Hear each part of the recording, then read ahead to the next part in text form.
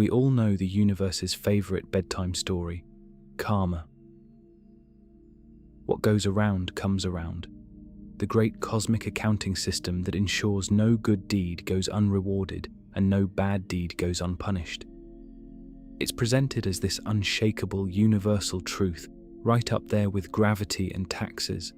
And on one level, sure, it seems to work.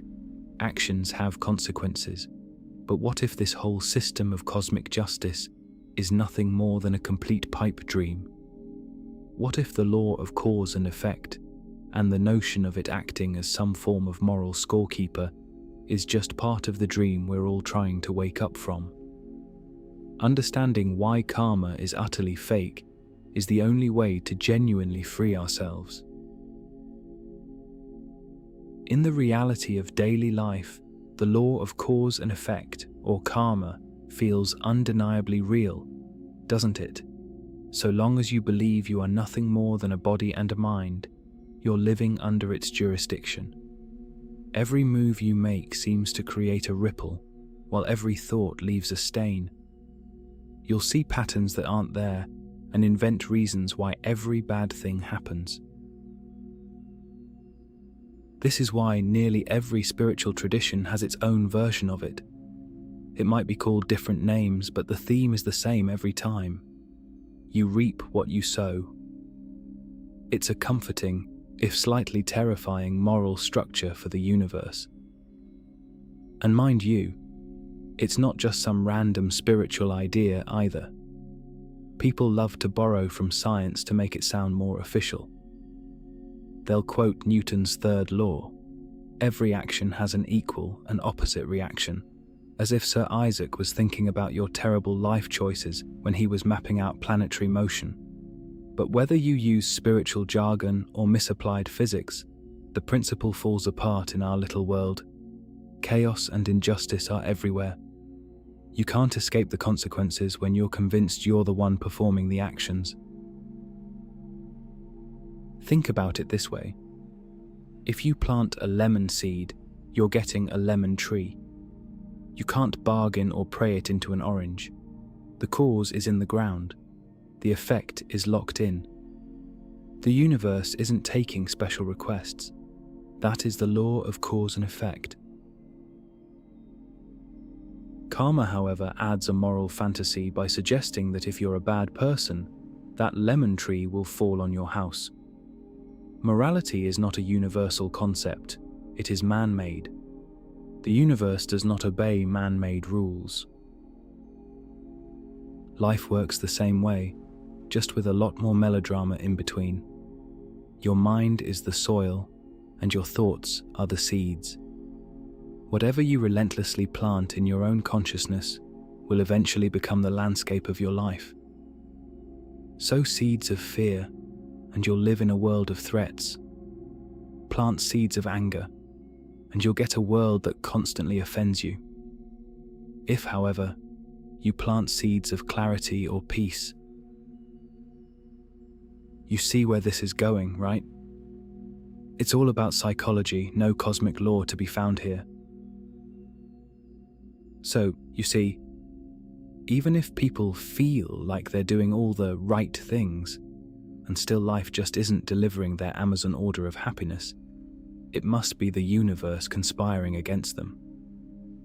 The idea that the universe is utterly indifferent and doesn't respond to your preferences doesn't even come to their minds. What tree you get is what seed you planted. Complaining about the lemons doesn't change the fact that you nurtured a lemon seed.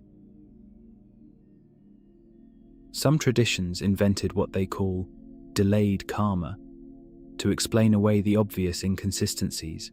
For example, when things don't immediately blow up in your face, or when bad things happen to good people. It's a convenient excuse. The effect of a cause might not show up for years, or, if you're into that sort of thing, lifetimes. It's a completely unfalsifiable claim. Nothing gets lost in the mail, they say. The bill always comes due.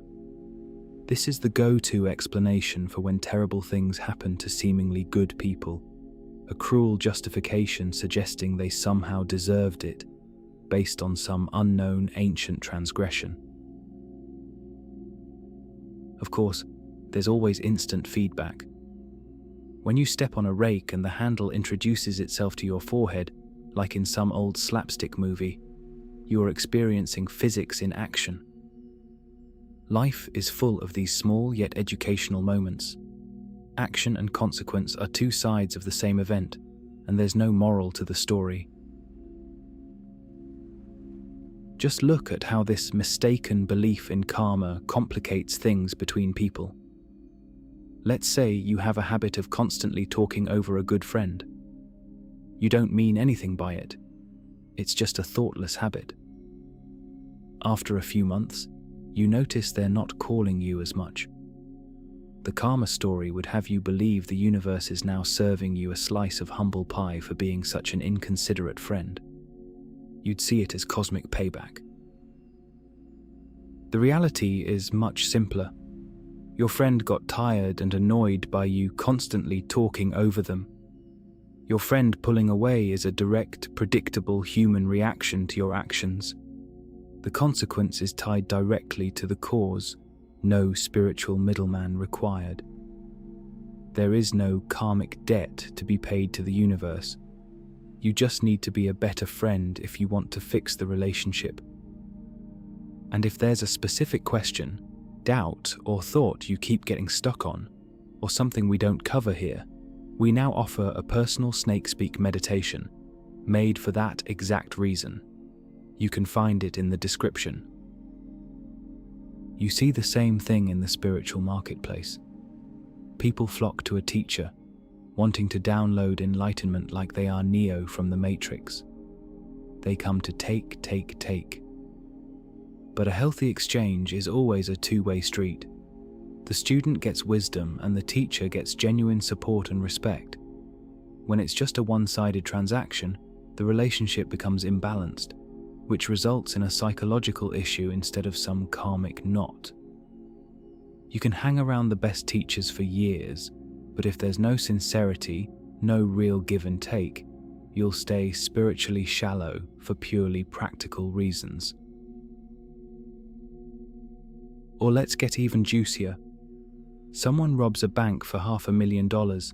For 10 years they live the good life while thinking they've outsmarted the system.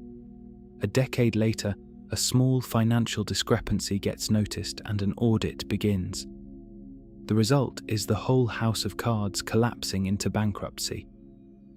This outcome is not some ironic punchline from the cosmos, but rather the logical result of a criminal investigation within a man-made system. The trace was left, and it eventually led to a predictable downfall. So, from the conventional point of view, the law of karma is sold as a perfect, closed system, a tidy, if ruthless, machine. But there is no escape hatch, because there is no actual prison. You could just walk away from the whole fictional game. The myth of karma only has power if you keep feeding it, or keep looking for cosmic reasons behind random events. Your own stories keep reeling you in, and so you're constantly looking for a narrative that isn't there. But when you finally turn your attention inward and recognize that you are not the body, nor the mind, and certainly not the sad little story of me and my problems, the game changes. That is where you finally get a peek behind the curtain of the so-called karma misconception. Your true self is beyond the entire drama of cause and effect, and your essential nature was never born, so it can't die. There is no way to accrue moral debt, because morality isn't real. Cause and effect belong to the world of things that happen. But you are the space in which everything happens. You are the screen on which the movie of life is playing, but you are not in the movie. For the character you play every day, karma is a powerful and dangerous fiction. And from the absolute perspective of pure awareness, there's no one to perform the action and no one to receive the consequence. The world keeps moving while events keep happening. However, the feeling of being personally judged by it all just disappears. The cosmic system of reward and punishment was never real. What's left is an eternal reality, untouched by karma and time. So, if any of this rambling resonates with you, feel free to drop your own existential theories in the comments below. It's a deep rabbit hole, and our shared observations might make the darkness a little more interesting. And if you enjoy staring into the abyss with a sense of humor, consider checking out our other videos. As long as you believe you're a gardener being judged by the seeds you plant, you'll be stuck analyzing the fruit for messages. But when you realize you're the entire field in which everything grows and dies away randomly, you're free.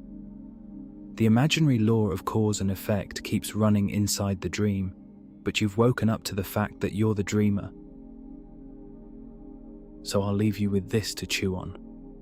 What remains when the story of cause and effect is no longer your story? If you feel drawn to move beyond just understanding these pointers intellectually, if you want to truly see for yourself what you already are, we've put together a structured digital retreat to help guide that deeper unfolding. It's designed to gently take you from conceptual glimpses into a more direct, lived recognition of your true nature. We use clear, straightforward guidance combined with guided meditations that invite you to rest in what's already here. You can find the full retreat linked in the description below. And if you prefer to listen without any music or background sound, we now offer audio-only versions of the newest videos. They're available exclusively on Patreon. Check the description for all the details and how to access them.